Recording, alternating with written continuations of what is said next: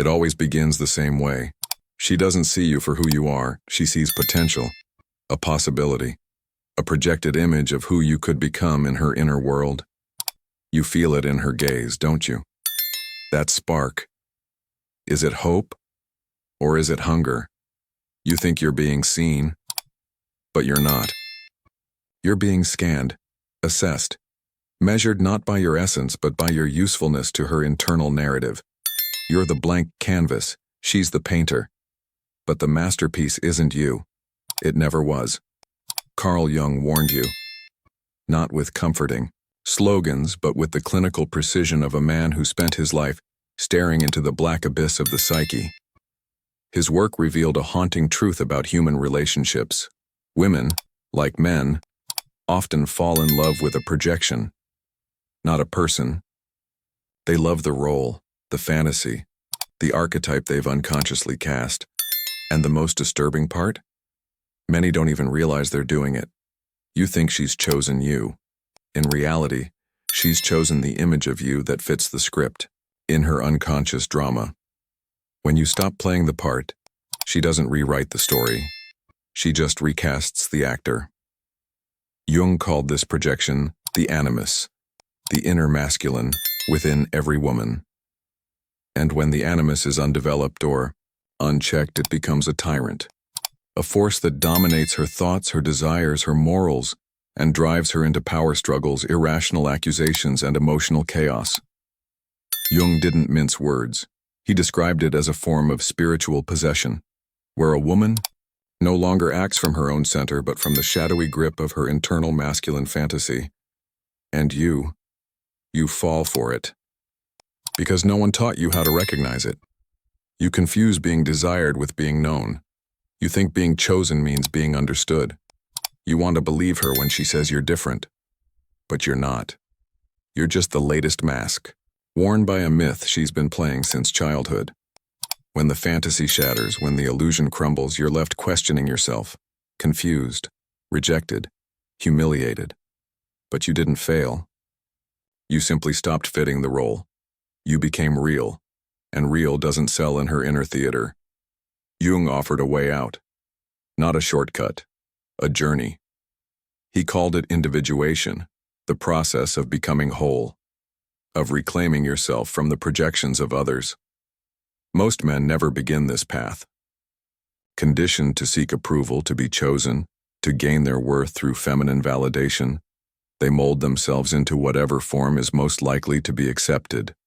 Over and over again, they perform, and every time, they're replaced the moment. The fantasy demands a new face. Individuation is not romantic. It's not marketable. It's brutal.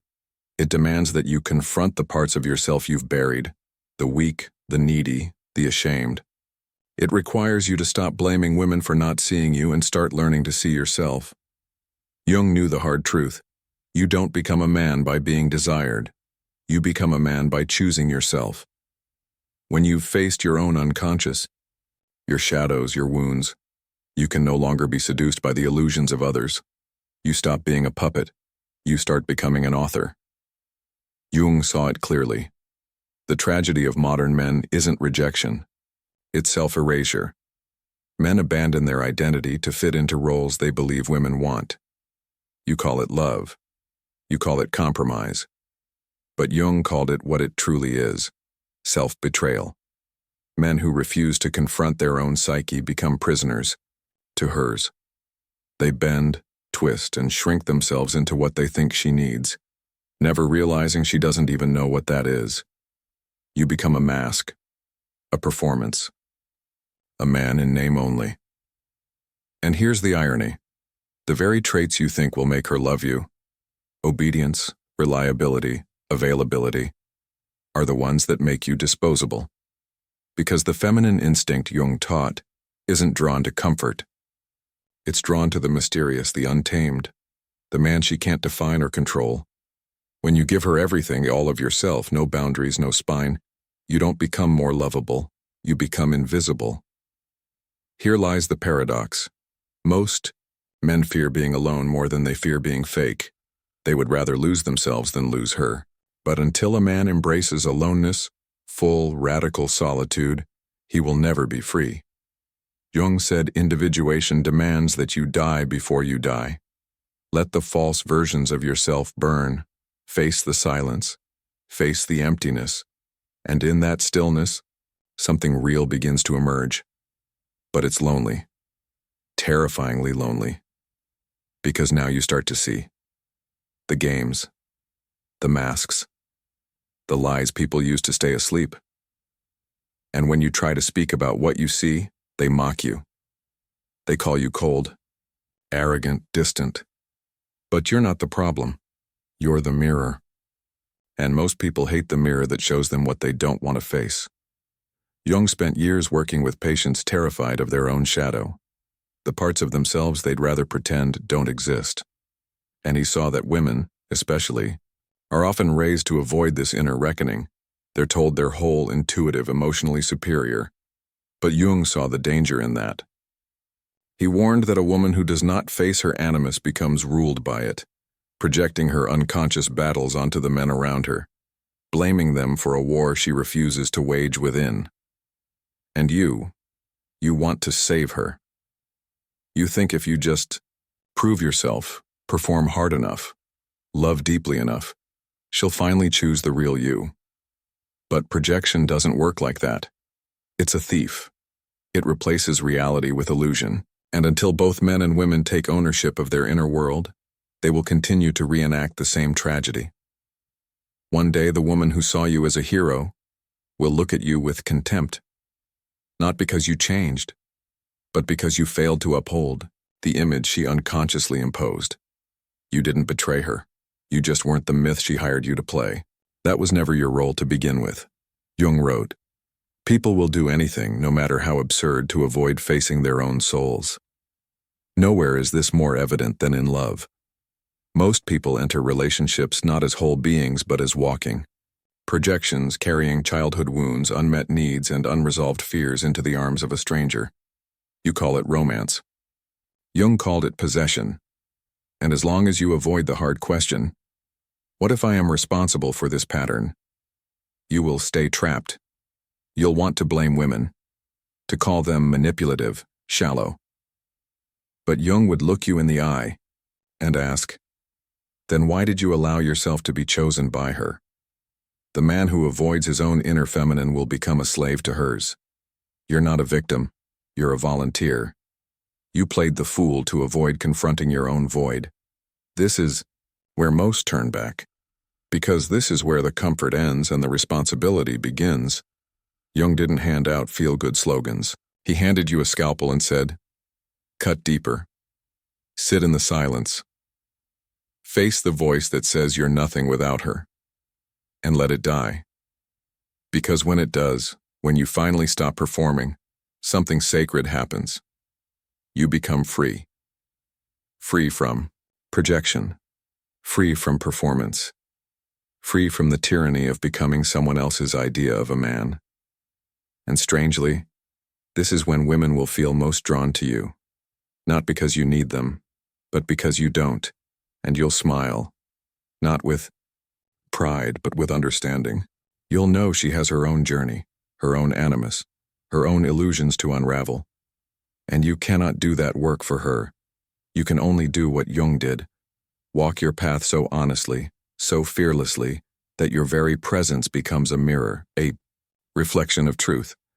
Most will look away, but a few, a rare few, will thank you for it. And that right there is the difference between being loved for the performance and being respected for the man you've become. Eventually, you'll notice how uncomfortable you make people. Not because you're cruel, but because you're real. You no longer fit their categories. You're no longer manipulable. And this, Jung warned, is the fate of the individuated man. He is not embraced. He is feared, labeled distant, arrogant, untouchable. But the truth is more dangerous than that. He has seen the game and stepped off the stage. You've stopped reading from their script, and suddenly they don't know what to do with you. Because without a role to cast you in, you stop being a character and start being a man. Jung once said the gods have become diseases. What ancient cultures called possession we now call neurosis. And make no mistake, a man addicted to validation is spiritually sick. You think it's romantic when you say, "I'd do anything for her," or "she's my everything," but Jung would shake his head. Because what you call love is often a refusal to carry your own soul. It's easier to place that weight onto her, to turn her into the vessel for your hope, your meaning, your sense of purpose. Because if she carries it, you don't have to. But here's the twist. She was never meant to hold it. No woman, no matter how loving, can carry the soul of a man who refuses to carry himself. And when she realizes this, she will drop it, not out of cruelty, but because she must, because she cannot hold what was never hers to hold. And when that moment comes, you'll feel betrayed, but you shouldn't. You should thank her, because the moment the illusion shatters, you finally see the truth. The work of becoming a man was never hers to do. It was always yours. And now you stand at a crossroads. Two paths. One is easy. You can blame her, resent her. Join the chorus of bitter men who point their fingers at women, mocking them, rejecting them, swearing them off, like cowards hiding from their own emptiness. Or you can do what Jung demanded. You can turn inward. You can begin the lonely, brutal, liberating journey of becoming whole without needing someone else to complete you. Because the woman you keep chasing out there, she's just the reflection of the part of yourself you've abandoned. Until you reclaim that part, every relationship will be a lie. Every connection, a transaction. Every "I love you," a mask.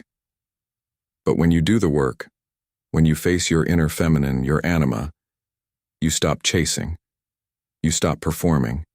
You stop twisting yourself into someone else's fantasy. You stand still, grounded, rooted in who you are. And from that place, something changes. You no longer attract women looking for a role to fill. You attract women looking for the truth. You'll know it when it happens.